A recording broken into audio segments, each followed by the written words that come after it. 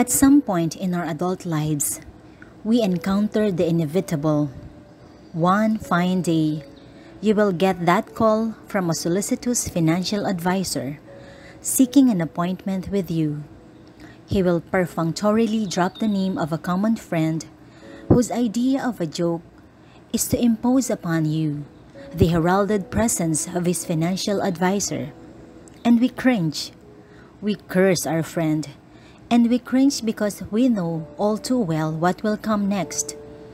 Even before the appointment can take place, we will have carefully rehearsed our lines on why we do not have any need for insurance or any other investment product he is proposing to fill our need with.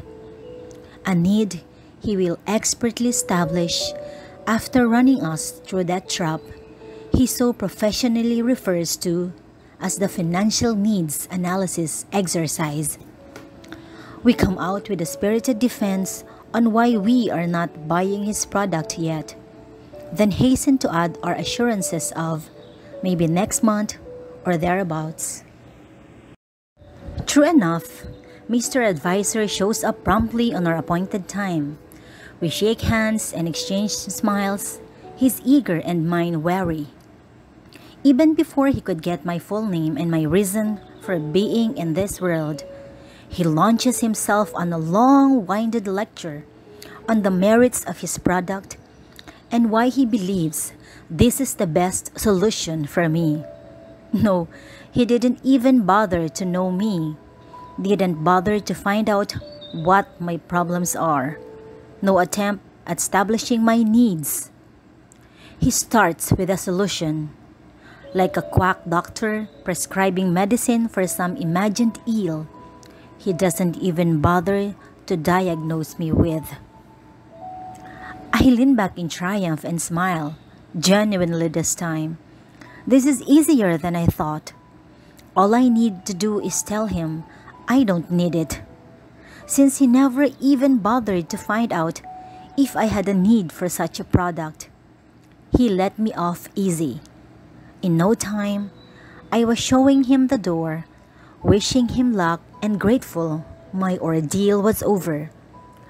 I saw the same relief in his face. Maybe he was more grateful than I am. Perhaps it was more torturous on his part, and he said he is a financial advisor, yet my need remains unfulfilled and unaddressed. Do I have a problem that needs solving? Sure. Do I need a plan that will see me through life's peaks and valleys? No doubt. If only he bothered to know me for a start.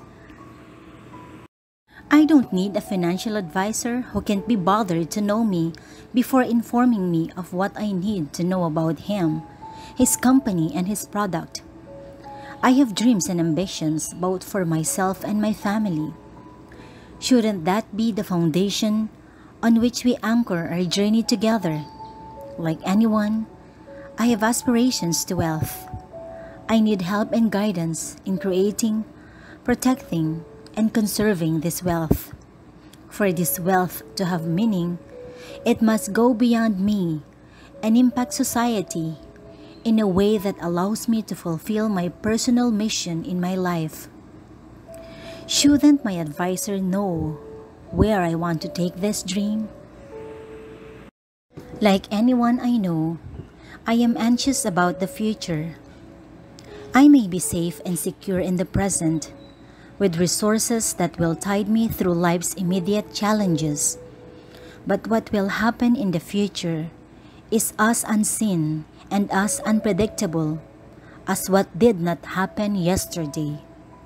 I worry for my children and the world in which they will inhabit. It is beyond me to influence that outcome. Thus, I can only hope.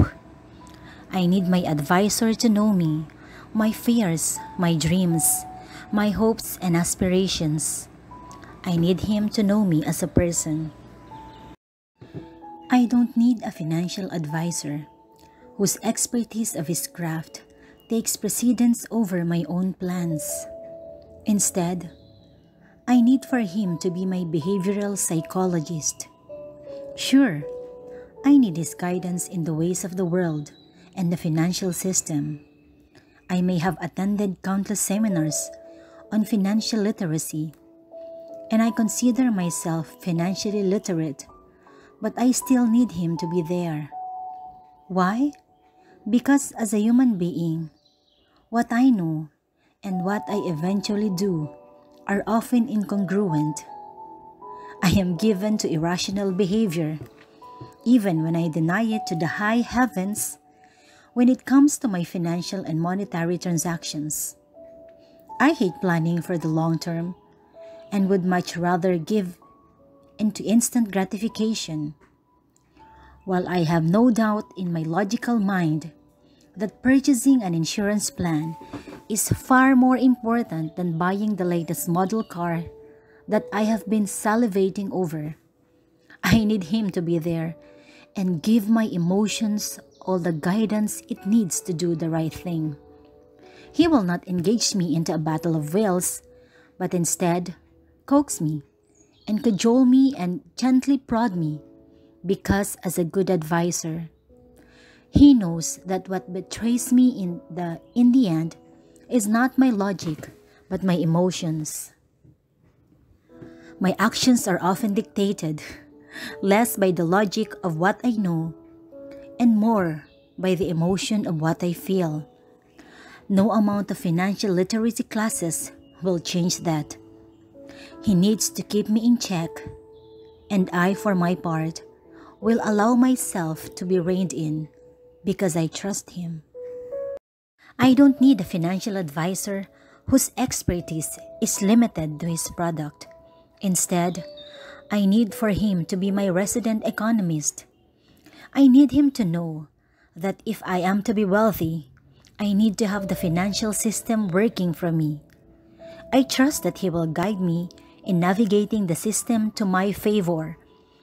I need him to know that the system is never neutral, that it either works for me or against me, that all instruments of the financial system, from the simplest savings account to the most sophisticated hedge funds, are designed to work in conformity to a simple rule, that those who have the most money, knowledge, and time have the system working in their favor, and those for whom the system is a slave get richer, while those who find the system as their master becomes poorer.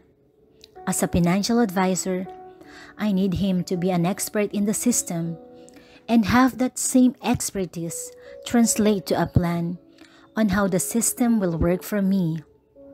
Any advisor worth my time better be an expert on the system and its ways. I don't need a financial advisor who behaves as though he is a supplier in the construction of my financial house. Instead, I need for him to be my financial architect. I want him to create a master plan, a blueprint, if you will, of the house that will see me and my family through the good times and bad. I want him to make sense of all the elements that comprise my financial house, from my children's education to our health funding, from protecting my income to providing me with the resources I will need in my twilight years. I need for him to help me build a house that will not only shelter me through my life, but will also serve as a legacy to those I love when I am called to a new home with my Creator. I want him to be my partner in the planning, construction, maintenance, and upkeep of my financial house.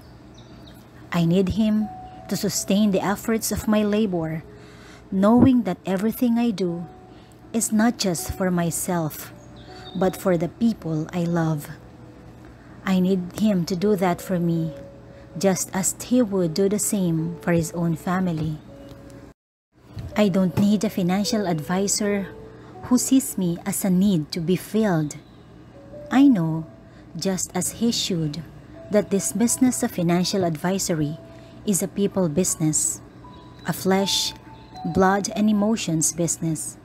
Instead, I need for him to transcend the label of his craft and reach for the nobility of his calling. I want him to be my companion in my journey, a companion who sees me for who I am, a person who runs on faith, hope, and inspiration just like everyone else. In the course of my journey, my companion then becomes my guide, who sees my destination but doesn't dictate it. A guide whose intention is anchored on mine. A guide who paces me yet acknowledges with full clarity that this journey and its essence is mine and mine alone. In the end, I see my guide becoming my friend, whose purposeful presence made my journey enriching, enlightening, and more meaningful. By his purposeful guidance, I would have found, upon reaching my destination, that the terrains were after all not too foreign, the climates not too strange, and the measures never too strong.